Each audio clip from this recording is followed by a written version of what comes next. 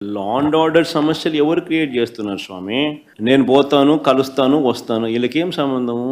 రైతుల దగ్గరికి పోయినాను, రైతులను కలిసినాను, రైతు సమస్యను లేవనెత్తినాను, ప్రెస్లో అడ్రస్ చేసినాను, రైతు సమస్యలనే లేవనెత్తినాను, రైతు సమస్యలే చెప్పినాను.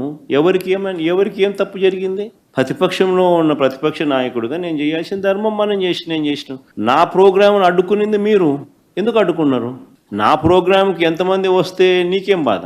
నీ ప్రోగ్రాంకి రాలేదని నీకెందుకు అంత బాధ?